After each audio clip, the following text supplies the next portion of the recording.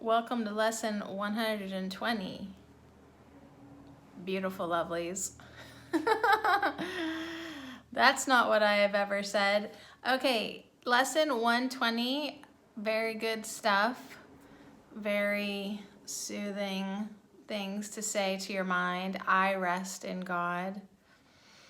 I mean, is that like the ultimate cozy place, or what? The super nap, the super rest, like, oh, take a nap. I will go rest in God. Thank you. I rest in God today. Like, enough of this rat race, this worry, this ridiculous insanity that goes on in our world. Enough of it. Today I rest in God and let Him work in me and through me. I love that.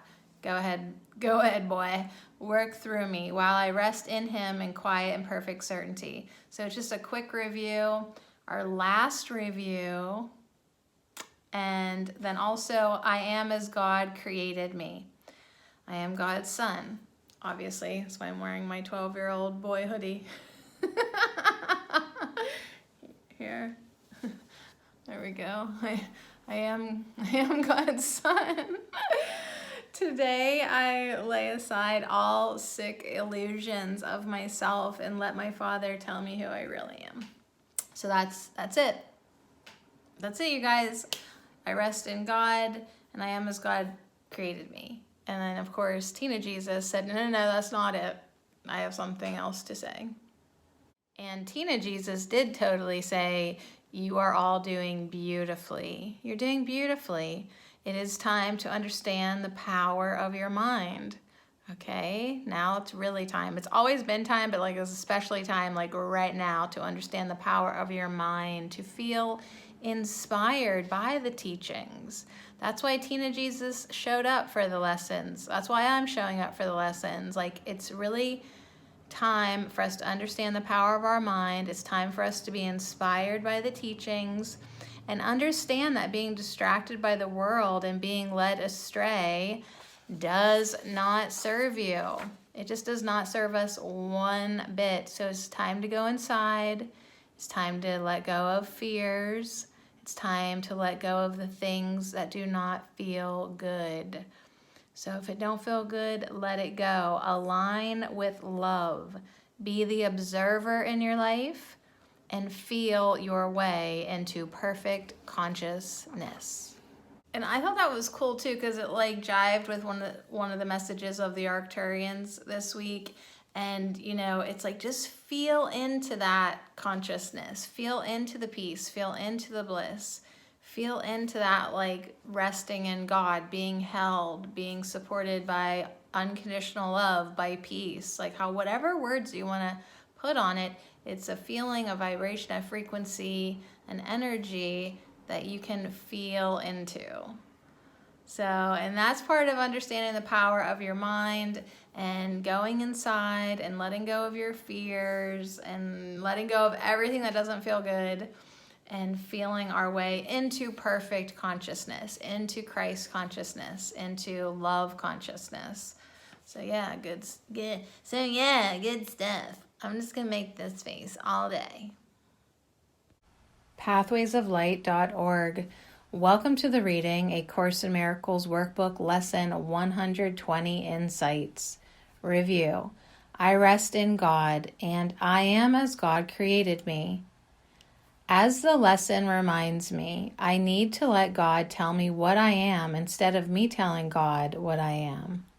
This reminder brings to mind the image of the rebellious teenager telling his parents he wants to do it his own way. Don't tell me what to do. And I think of Frank Sinatra's Ode to the Ego. I did it my way. The ego is the idea of independence from God. The last thing the ego wants is for God to tell me what I am. If I truly listened and accepted God's definition of what I am, I would instantly drop any allegiance to the ego. Who would align himself to nothing when he is offered everything? The whole course is teaching me to recognize that everything that I have valued as what the ego offers is really nothing. No form of specialness has any substance. It is an empty substitute for the eternal, limitless love of God. It takes great effort to try to manufacture illusions that seem to have value, that seem to give me something I want. It's exhausting because none of it ever really works. It's like a car spinning its tires in a mud hole. It expends great energy and goes nowhere. That's all the ego ever has to offer. The only reason I keep spinning my wheels is because I have a mistaken idea that somewhere in the mud I will find something of value. Meanwhile, the Holy Spirit gently tells me there is nothing there. There comes a point at which I am willing to say, there must be a better way. I am willing to receive it. At first, it seems, I just sit there in the mud. I have to stop spinning my wheels long enough to get quiet and let the voice for God give me a new vision of what I am. Having taken the time to rest and be quiet with an open mind, I am told to open the car door, and I step out onto the solid ground of God's eternal love. It was there all along, ready to support me in the eternal truth of my unity with God. I have been so enamored with the mud hole of independence that I could not see the solid support, the infinite strength of God that surrounds me. It is always there, ready for me to accept.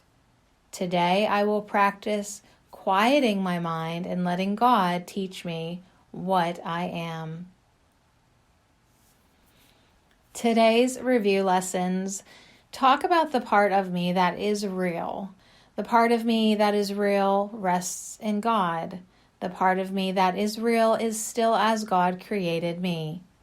The part of me that is not real is represented by all the sick illusions I have made of myself.